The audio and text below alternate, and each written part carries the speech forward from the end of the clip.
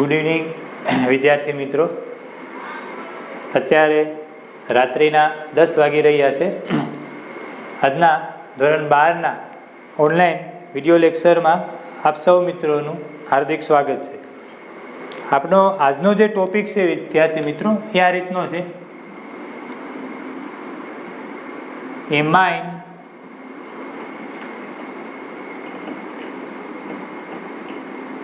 સંયોજનોનું વર્ગીકરણ. એમાઇન સંયોજનોનું વર્ગીકરણ. આજે આપણે એમાઇન સંયોજનોના વર્ગીકરણ વિશે વાત કરવાની છે. હું જે લેક્ચર નાખી રહ્યો છે એ કઈ રીતના છે? બધા વર્ગીકરણના ટોપિક છે. જે પાર્ટ 2 જે 12માં આવેલું છે, જેમાં ઓર્ગેનિકના જે ચેપ્ટર છે મિત્રો, એમાં જે જુદા જુદા કાર્બનિક સંયોજનો છે એના આપણે વર્ગીકરણ સમજી રહ્યા છે. એમાઇન કોને કહેવાય પહેલાં તો આપણે સમજીએ. એમાઇન, બરાબર? તો એમાઇન છે એ આપણે એમોનિયાને આધારે આ રીતે સમજી શકીએ. સમજજો અહીંયા એમાઇન સંયોજનો કોને કહેવાય. તો કે આપણે એમોનિયા જે છે NH3 અને આપણે એમોનિયા કહીએ છીએ.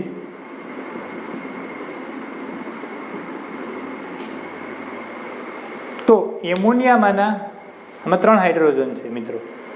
એમોનિયામાંના એક કે તેથી વધુ હાઇડ્રોજનનું વિસ્થાપન આપણે આલ્કાઇલ સમૂહ અથવા તો એરાઇલ સમૂહ વડે કરવામાં આવે તો એમાઇન સંયોજનો મળશે. આપણે ફરી એકવાર, એમોનિયામાં રહેલા એક કે તેથી વધુ હાઇડ્રોજનનું વિસ્થાપન સમાન કે જુદા જુદા આલ્કાઇલ અથવા તો એરાઇલ સમૂહ વડે કરવામાં આવે તો એમાઇન સંયોજનો મળશે.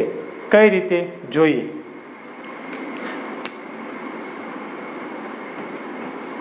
શું લખશું? આ રીતે: એમોનિયામાંના એક કે તેથી વધુ હાઇડ્રોજનનું વિસ્થાપન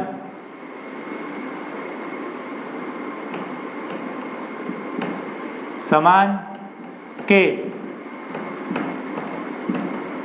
જુદા જુદા પ્રકારના આલ્કાઇલ અથવા એરાઇલ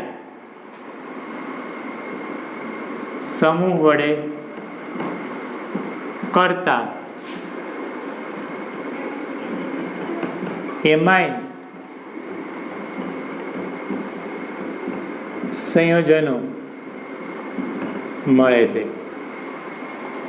શું કીધું? એમોનિયામાંના એક કે તેથી વધુ હાઇડ્રોજનનું વિસ્થાપન કોના વડે કરશું? આલ્કાઇલ સમૂહ અથવા તો એરાઇલ સમૂહ વડે. તો એ સમાન હોય કે જુદા જુદા પ્રકારના આલ્કાઇલ કે એરાઇલ સમૂહ વડે હાઇડ્રોજનનું વિસ્થાપન કરવામાં આવશે તો એમાઇન સંયોજનો મેળવી શકાય. બરાબર? દાખલા તરીકે, ફોર એક્ઝામ્પલ,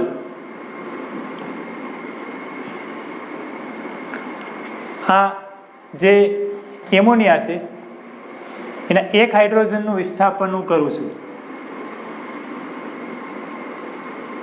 NH2 રહેશે. કોના વડે કરું? તો કે ધારો કે મિથાઇલ સમૂહ વડે કરું તો એક એમાઇન બની ગયું. આમાં શું કર્યું? એક હાઇડ્રોજનનું વિસ્થાપન મેં મિથાઇલ વડે કરી દીધું.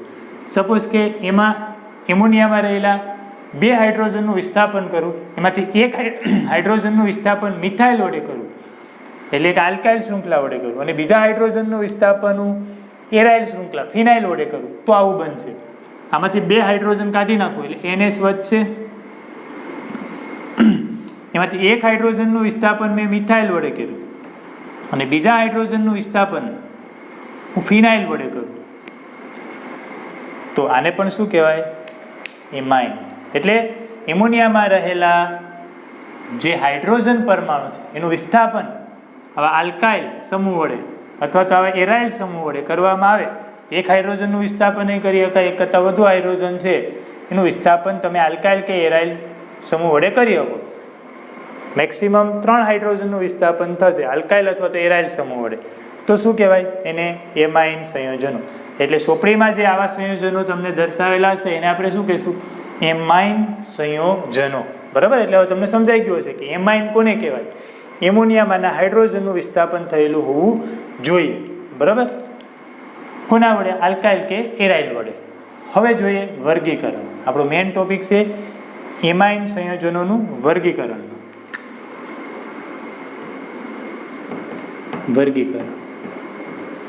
વર્ગીકરણ અહીંયા મિત્રો આપણે બે રીતે જોવાનું છે.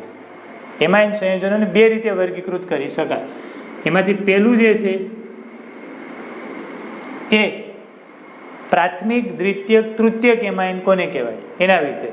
તો કે પહેલું જે વર્ગીકરણ છે એ આ રીતે કે નાઇટ્રોજન પરમાણુ સાથે જોડાયેલા હાઇડ્રોજન છે. બરાબર? એટલે એમોનિયામાં રહેલા કેટલા હાઇડ્રોજન પરમાણુનું વિસ્થાપન થાય છે તેને આધારે વર્ગીકરણ. એમોનિયામાં રહેલા હાઇડ્રોજન પરમાણુના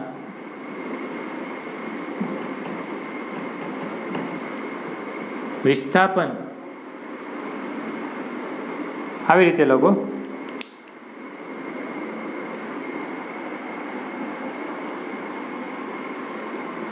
એમોનિયામાં રહેલા હાઇડ્રોજન પરમાણુના વિસ્થાપનની સંખ્યા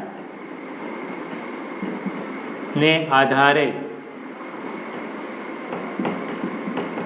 વર્ગીકરણ. પેલું, એમોનિયામાં રહેલા હાઇડ્રોજન પરમાણુના વિસ્થાપનની સંખ્યાને આધારે કે હાઇડ્રોજન પરમાણુનું વિસ્થાપન કેના વડે થાય? આગળ જોયું મતલબ આલ્કાઇલ કે એરાઇલ વડે. તો જો સિમ્પલ આમાં પ્રાથમિક, દ્વિતીયક, તૃતીયક એમાઇન સંયોજનને કઈ રીતે ઓળખશું? નંબર 1, જો એક હાઇડ્રોજનનું વિસ્થાપન સમાન અથવા જુદા જુદા આલ્કાઇલ અથવા એરાઇલ સમૂહ વડે થાય. અહીંયા તો એક જ હાઇડ્રોજનનું છે એટલે જુદા જુદા ન લખો તોય ચાલે. બરાબર? એટલે કે જો એક હાઇડ્રોજનનું વિસ્થાપન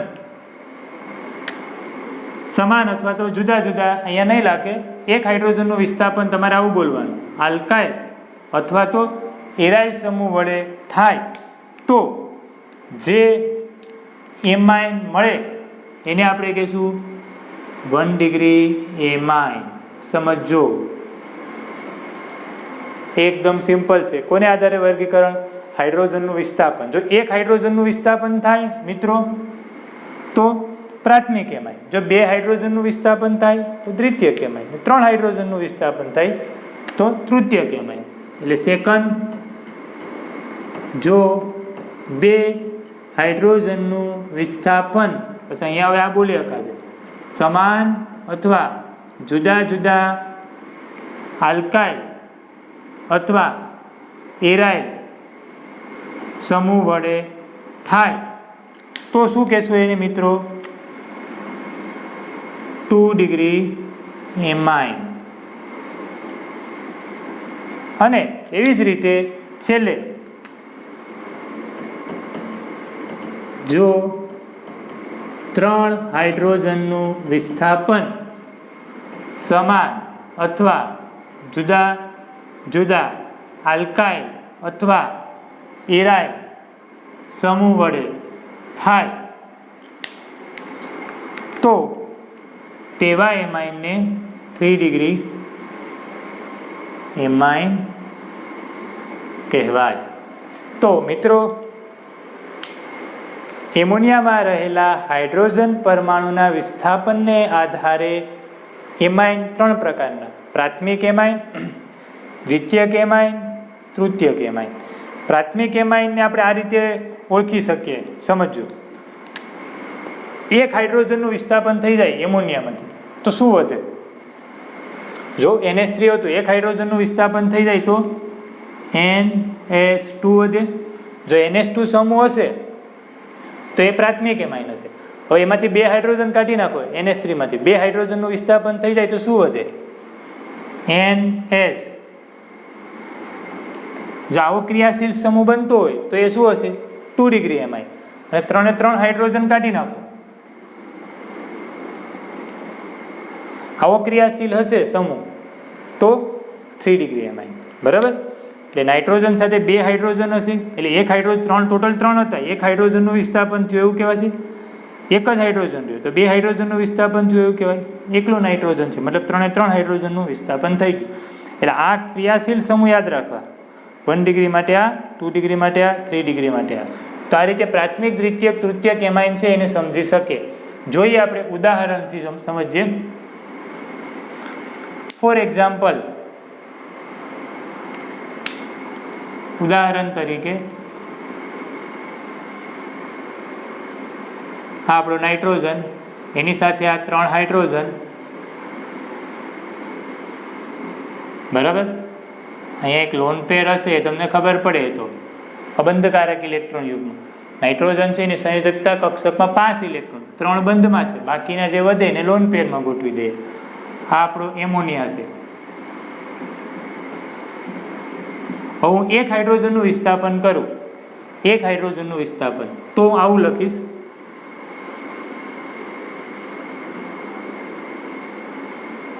અહીંયા નાઇટ્રોજન, આ હાઇડ્રોજનનું વિસ્થાપન હું આલ્કાઇલ સમૂહ વડે કરી નાખું. Hydrogen, hydrogen. તો આમાં NH2 છે ને સૂત્ર, આ NH3, આ NH2. NH2 હોય તો શું કહેવાય? 1 ડિગ્રી એમાઇન. એમ પણ સમજાય, અથવા એમ તમે સમજો કે નાઇટ્રોજન બીજા એક કાર્બન સાથે જોડાયેલ છે, નાઇટ્રોજન બીજા એક કાર્બન સાથે જોડાયેલ છે તો 1 ડિગ્રી એમાઇન કહેવાશે આને. એવી જ રીતે હું આ રીતે લખું, એક હાઇડ્રોજનનું વિસ્થાપન આલ્કાઇલ વડે કરું. હવે એમોનિયામાં રહેલા 2 હાઇડ્રોજન છે એનું વિસ્થાપન કરી નાખું. આને હું R કહું, આને હું R' કહું, અને આને હાઇડ્રોજન કહું. બરાબર? તો અહીંયા NS સૂત્ર બન્યું છે, NS. તો 2 ડિગ્રી એમાઇન હશે. અથવા એવું ન સમજવું હોય તો નાઇટ્રોજન એ બીજા 2 કાર્બન સાથે જોડાયેલ છે તો આને શું કહેવાશે? 2 ડિગ્રી એમાઇન. બરાબર? અને લાસ્ટમાં 3 3 હાઇડ્રોજનનું વિસ્થાપન હું કરી નાખું.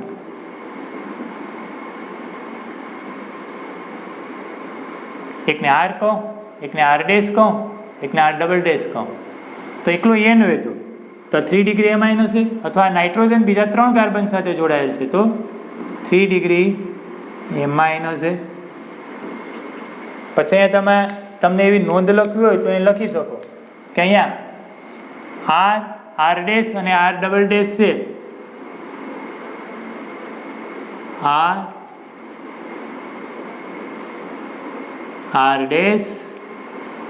અને R" છે એ સમાન અથવા જુદા જુદા હોઈ શકે. આ જે ત્રણેય છે આલ્કાઇલ સમૂહ એ સમાન હોઈ શકે અથવા તો જુદા જુદા હોઈ શકે. પછી આલ્કાઇલ હોઈ શકે, એરાઇલ પણ હોઈ શકે. બરાબર? તો એક સરસ મજાનું વર્ગીકરણ સિમ્પલી એમાઇન સંયોજનોનું કે એમોનિયામાં રહેલા હાઇડ્રોજનનું વિસ્થાપન, હાઇડ્રોજન પરમાણુના વિસ્થાપનની સંખ્યા કેટલી છે એને આધારે જો એક હાઇડ્રોજન પરમાણુનું વિસ્થાપન થાય તો પ્રાથમિક એમાઇન, 2 હાઇડ્રોજનનું વિસ્થાપન થાય તો દ્વિતીયક એમાઇન, 3 હાઇડ્રોજનનું વિસ્થાપન થાય તો તૃતીયક એમાઇન. સમજવાનું આ રીતે. બાકી તમારે સરળતાથી એક તો આ યાદ રાખો પ્રાથમિક, દ્વિતીયક, તૃતીયક માટે, અથવા નાઇટ્રોજન બીજા કેટલા કાર્બન સાથે જોડાયેલ છે એ યાદ રાખો. બીજા એક કાર્બન સાથે જોડાયેલ હોય તો પ્રાથમિક, 2 સાથે હોય તો દ્વિતીયક, 3 સાથે હોય તો તૃતીયક એમાઇન. બરાબર? તો આ એક મગજમાં બેઠી ગયું એમાઇન સંયોજનોનું પહેલું વર્ગીકરણ. હવે બીજું વર્ગીકરણ જોઈએ. એક તો આ રીતે ઓળખાય પ્રાથમિક, દ્વિતીયક, તૃતીયક એમાઇન, અને એક બીજી રીતે જોઈએ.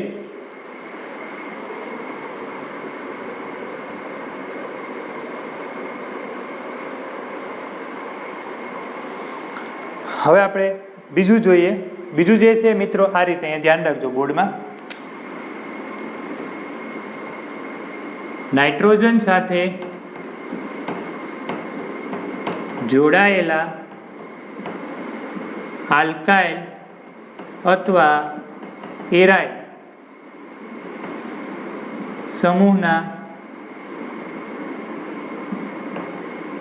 પ્રકારને આધારે વર્ગીકરણ, મતલબ કે આલ્કાઇલ ને એરાઇલ સમાન પ્રકારના જોડાયેલા છે કે જુદા જુદા પ્રકારના એને આધારે. એમોનિયામાં મધ્યસ્થ પરમાણુ નાઇટ્રોજન હોય, બરાબર, અને એમાઇન સમૂહ એમાં પણ નાઇટ્રોજન જ હોય. તો નાઇટ્રોજન સાથે જોડાયેલા આલ્કાઇલ ને એરાઇલ સમૂહ છે એનો પ્રકાર કેવો છે, મતલબ આલ્કાઇલ ને એરાઇલ છે, જો આલ્કાઇલ જોડાયેલા હોય તો સમાન પ્રકારના જોડાયેલા છે કે જુદા જુદા પ્રકારના, એને આધારે અહીંયા આપણે બે રીતે એમાઇન સંયોજનોને વર્ગીકૃત કરી શકાય. એમાં જે પેલું છે એને કહેવાય સાદા એમાઇન સંયોજનો. તો સાદા એમાઇન સંયોજનો કોને કહેવાય કે જો નાઇટ્રોજન સાથે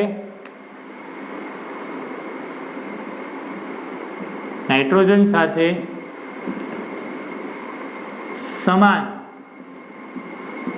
પ્રકારના આલ્કાઇલ અથવા એરાઇલ જોડાયેલા હોય તેવા સંયોજનોને, તેવા એમાઇન સંયોજનોને સાદા એમાઇન સંયોજનો કહેવાય. નાઇટ્રોજન સાથે સમાન પ્રકારના આલ્કાઇલ અથવા તો એરાઇલ જોડાયેલા હોવા જોઈએ. દાખલા તરીકે એક એમાઇન સંયોજન લખું, નાઇટ્રોજન CH3H.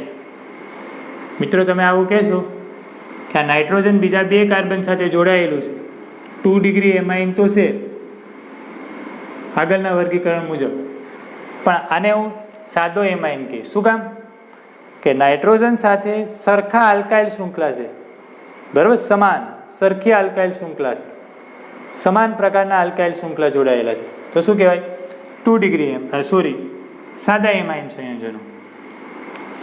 બીજું એક એક્ઝામ્પલ તમે આ રીતે આપી શકો,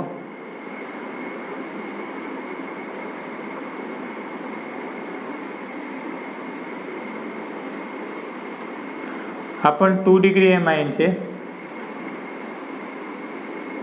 પણ આ પણ કેવો કહેવાય સાદો એમાઇન સંયોજન, કારણ કે નાઇટ્રોજન સાથે સરખી, તમારે આલ્કાઇલ શૃંખલા જોવાની, પછી હાઇડ્રોજન નથી જોવાનું, નાઇટ્રોજન સાથે સરખી ફિનાઇલ શૃંખલા છે, અહીં પણ ફિનાઇલ છે ને અહીં પણ ફિનાઇલ છે, અહીં પણ 100 કાર્બનની શૃંખલા છે ને અહીં પણ 100 કાર્બનની શૃંખલા છે, અહીં 1 કાર્બનની છે તો અહીંયા પણ 1 જ કાર્બનની છે, તો શું કહેવાય ને સાદા એમાઇન સંયોજનો.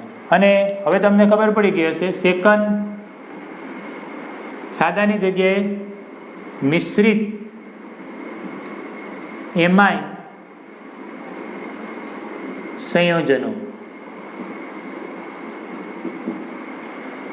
તો એમાં આપણે આવું લખી શકીએ ને ઉપર લખ્યું એ મુજબ, નાઇટ્રોજન સાથે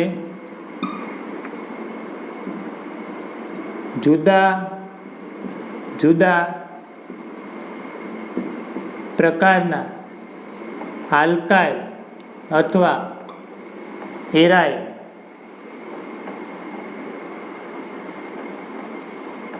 જોડાયેલા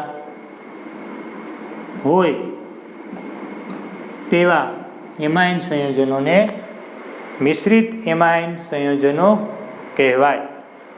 બરાબર, તો એના ઉદાહરણ અહીંયા લખું છું. ફોર એક્ઝામ્પલ, તમારી પાસે આ રીતનું એક એમાઇન હોય, નાઇટ્રોજન, અહીંયા CH3 છે, અહીંયા C2H5 છે, અહીંયા હું S મૂકી દઉં. તો મિત્રો અહીંયા તમે જોશો કે નાઇટ્રોજન સાથે એક બાજુ 1 કાર્બન ધરાવતી શૃંખલા છે અને એક સાઈડ 2 કાર્બન ધરાવતી શૃંખલા છે. તો નાઇટ્રોજન સાથે જુદા જુદા પ્રકારના આલ્કાઇલ સમૂહ જોડાયેલા છે તો આને શું કહેવાય? મિશ્રિત એમાઇન સંયોજન કહેવાય. બરાબર. પછી જ્યાં હાઇડ્રોજનનું વિસ્થાપન કરી શકો તમે, પછી અહીંયા ગમે તે મૂકો. બરાબર. જુદા જુદા પ્રકારના હોવા જોઈએ. બધા સમાન પ્રકારના હોય તો સાદા, અને જુદા જુદા પ્રકારના હોય તો મિશ્રિત એમાઇન સંયોજન કહી શકીએ. તો આ એક નાઇટ્રોજન સાથે જોડાયેલા આલ્કાઇલ ને એરાઇલ સમૂહના પ્રકારને આધારે સરખા જોડાયેલા છે બધા આલ્કાઇલ કે એરાઇલ તો સાદા કહેવાય, જુદા જુદા પ્રકારના હોય તો મિશ્રિત કહેવાય. તો આ રીતે મિત્રો જે એમાઇન સંયોજનો છે, આપણું જે ચેપ્ટરનું નામ નાઇટ્રોજનયુક્ત કાર્બનિક સંયોજનો છે એનસીઈઆરટીની બુકમાં, એમાંથી મેં એમાઇનનો ટોપિક લીધો. એનું વર્ગીકરણ આ બે રીતે કરી શકાય. તો તમને હવે આઈડિયા આવી ગઈ હશે.